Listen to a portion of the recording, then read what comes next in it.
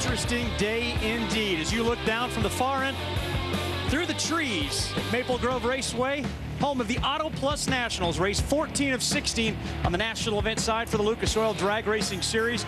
And boy, we're going to be treated to some great racing today. That's because the temperatures are cool, the horsepower is high, and the drama in the points championships is at a full boil. I'm Dave Reef. This is Bob Fry. And when we talk about alcohol funny car, so many times we've uttered the words Frank Manzo champion. But Tony Bartone is in a position here and came here to try to change that. But he goofed a little bit. Yeah, it is mathematically possible. When you talk about him goofing, in the perfect scenario, Bartone would have qualified opposite Frank, got a chance to get him in one of the early rounds and take him out, because it really is about his only opportunity here this weekend.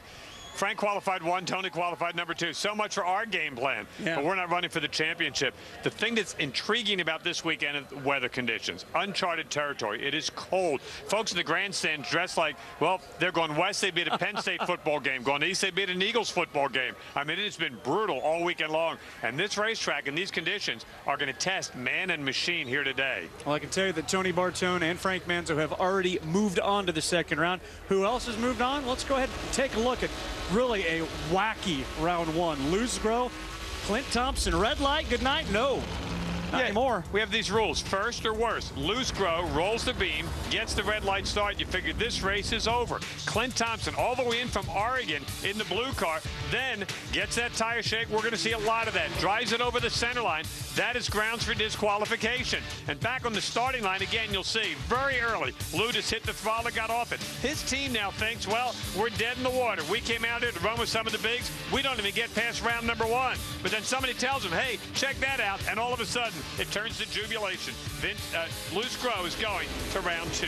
And it's John Andrika, Mickey Farrell. Mickey Farrell all over the racetrack here. Pedal jobs everywhere. Yeah, John was a little concerned about the track conditions coming into this round. He said we detuned it just a little bit.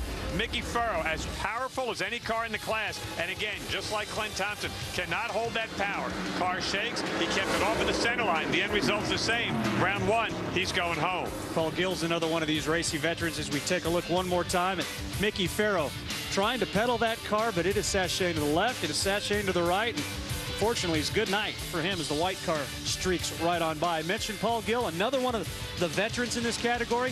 He's here taking on DJ Cox, who got in as an alternate. How many times have you seen Paul Gill do this?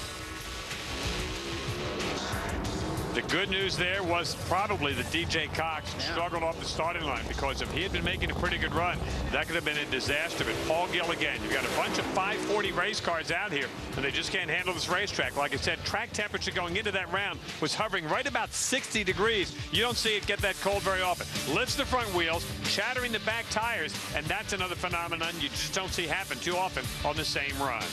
Well, let's go ahead and take a look at the ladder as we move now to round number 2 for top alcohol funny car, where Frank Manzo was a bit off the pace, but will pick his lane, as will Todd Finney over Dan Pomponio. On the other side, there's Tony Bartone, who really can't do much to affect Frank Manzo's point total, but he'll still try to win a 6th national event with lane choice, as will Andy Bull.